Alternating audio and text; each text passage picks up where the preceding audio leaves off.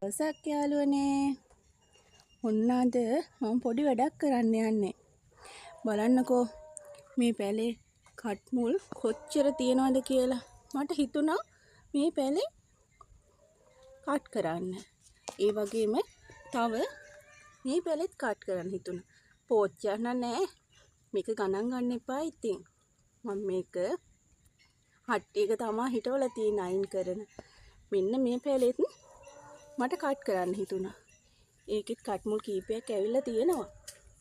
මේ පැලේ මට හිතුණා ටිකක් බෝ කරගත්තොත් හොඳයි කියලා. ඒ නිසා කට් කරන්න හිතුණා. අපි කට් කරලා ඉමුද එහෙනම්?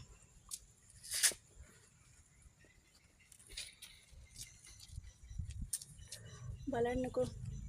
අපි මෙන්න මේ හරියෙන් කට් කරමු. කොලයක් ඉතුරු කරමුද? මම කොල කපලා අයින් කරන්න දවසක්. ඒ නිසා ඕනේ. මම සාමාන්‍යයෙන් එහෙම හිතන්නේ.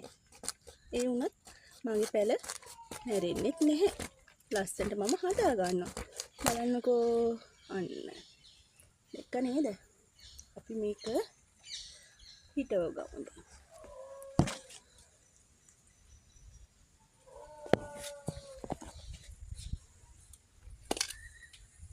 මේකට මම ඕන හැමදේම දාලා තිබුණේ. ඒ නිසා මම මොකුත් ආපහු දාන්නේ නැහැ.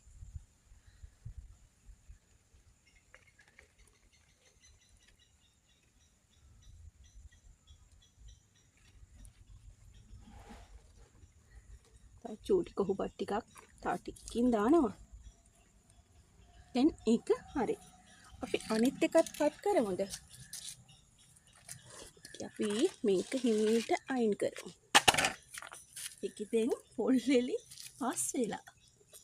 අපි මේ හරියෙන් කට් කරමු.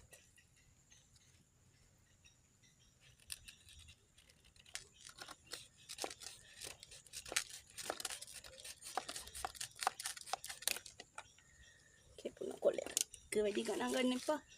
මේ මම මේ පැලේ කට් කරන දෙවන වතාව. මට මේකෙන් තව පැල ගොඩාක් ඒක කලින් කට් කරලා ලැබිලා තියෙනවා.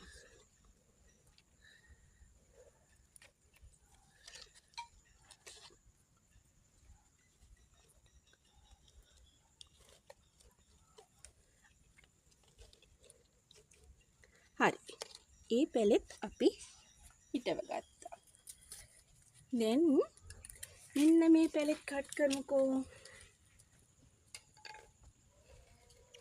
මෙතනින්ද කට් කරන්නේ.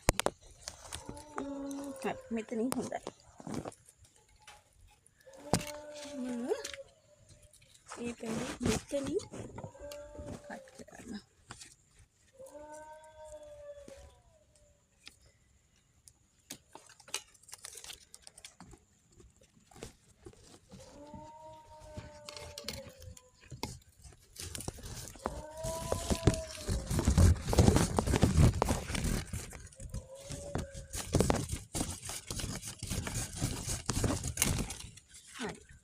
ඒ පැලෙත් මම කට් කරා.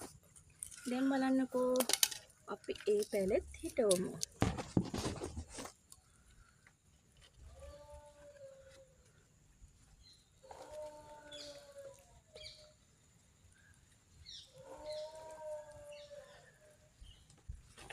පැස්ස නිසා මට තියෙන සම්පත් ප්‍රමාණය සීමිතයි.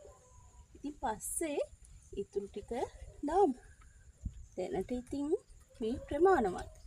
එහෙමයි කියලා මගේ පැල තේසියකින් මැරෙන්නේ නැහැ. මම කොහොම හරි හදා ගන්නවා. මම මේ පෝච්චි ටික දැන් ඉතුරු වැඩ ටික කරලා තියෙන තැන් වලින් තියලා එන්නම්. ඔයගොල්ලන්ට සුබම සුබ දවසක්.